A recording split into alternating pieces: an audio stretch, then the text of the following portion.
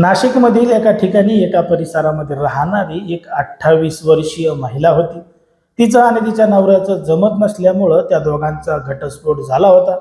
म्हणून स्वतःचा उदरनिर्वाह करण्यासाठी या 28 वर्षीय महिलेने ब्युटी पार्लरचा व्यवसाय सुद्धा चालू केला होता आणि ती ब्युटी पार्लरचं काम करून आपला उदरनिर्वाह करत होती. पण मात्र उदरनिर्वाह करत असताना याच 28 वर्षीय महिलेची जळगावमधल्या एका तरुणासोबत पुरुषासोबत ओळख झाली. सुरुवातीला ओळख झाल्यानंतर दोघा जणांमध्ये चांगली मैत्री झाली आणि मैत्री झाल्यानंतर ते जो जळगावचा पुरुष आहे त्यानं या महिलेला एक दिवस भेटायला बोलवलं. आता ही महिला म्हणे की मी भेटायला कसं काय येऊ, काय येऊ. तेव्हा यानं सांगितलं की तुला पैशाची गरज आहे ना, मग तुला जे पैसे लागतात मी ते तुला देतो, पण मात्र तुला त्यासाठी या ठिकाणी यावं लागेल. आता त्या मित्रावर विश्वास ठेवून ही महिला त्याला भेटायला जळगावमध्ये गेली आणि जळगावमध्ये गेल्यानंतर या पुरुषानं त्या महिलेला कारमध्ये बसवलं, एका ठिकाणी फिरायला नेलं आणि तिच्यासोबत कारमध्येच नको ते कृत्य केलं आणि घडलं एक धक्कादायक प्रकरण, धक्कादायक घटना. नेमकं काय आहे संपूर्ण प्रकरण, कुठं घडली आहे घटना, हे आपल्याला अगदी सविस्तरपणे बघायचं आहे. पण जर तुम्ही अजूनही आपलं चॅनल सबस्क्राईब केलं नसेल तर लगेचच करून घ्या आणि बाजूला असणाऱ्या बेल नोटिफिकेशनला सुद्धा ऑन करायला विसरू नका. आता ही जी संपूर्ण घडलेली घटना आहे ती आहे जळगावमध्ये घडलेली संपूर्ण घटना आहे. पण मात्र या गोष्टीला सुरुवात होते ती म्हणजे नाशिकपासून. कारण की नाशिकमध्ये राहणारी एक 28 वर्षीय महिला होती.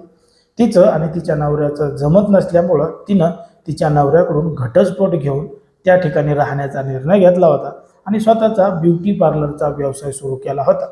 मग ब्युटी पार्लरचं काम करत असताना फेब्रुवारी 2026 त्या महिलेची जळगावमधल्या एका पुरुषासोबत ओळख झाली.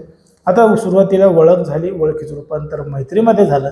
कारण की जेव्हा यांची ओळख झाली होती तेव्हा त्या पुरुषांना या महिलेला सांगितलं होतं की मी प्लॉटिंगचं काम करतो, असं करतो तसं करतो, अशी सांगून तिच्यासोबत ओळख वाढवली होती. मग हिला वाटलं ठीक आहे, काही काम पडलं तर आपलं काम होईल, म्हणून हिनं त्यासोबत मैत्री केली. सुरुवातीला ओळख झाली, ओळखीचं रूपांतर मैत्रीमध्ये झालं. मग तारीख आली 24 जून 2026ची. 24 जून 2026ला त्या पुरुषानं या महिलेला जळगावमधल्या प्रसिद्ध सागर पार्कजवळ भेटायला बोलवलं.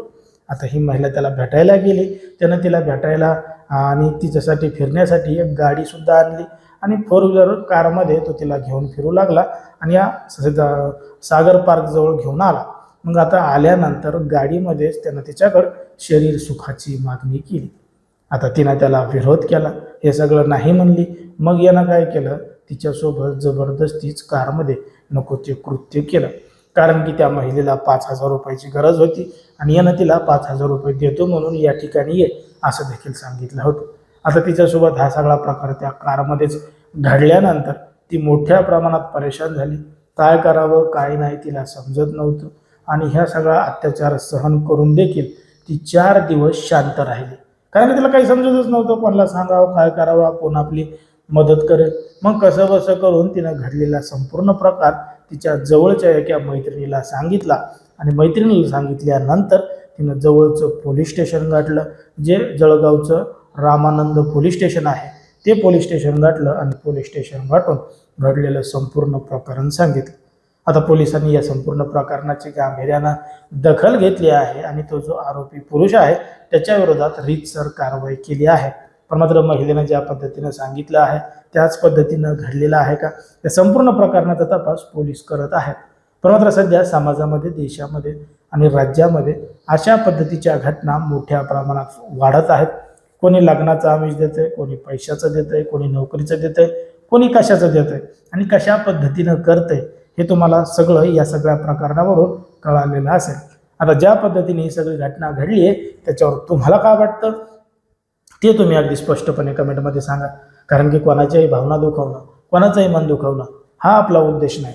समाजामध्ये जे घडतंय आणि मीडियामध्ये जे दिसतंय तेच सांगायचं काम आपण या ठिकाणी करत असतो. लोकांना सावध आणि सतर्क राहण्याचं सुद्धा आवाहन करत असतो.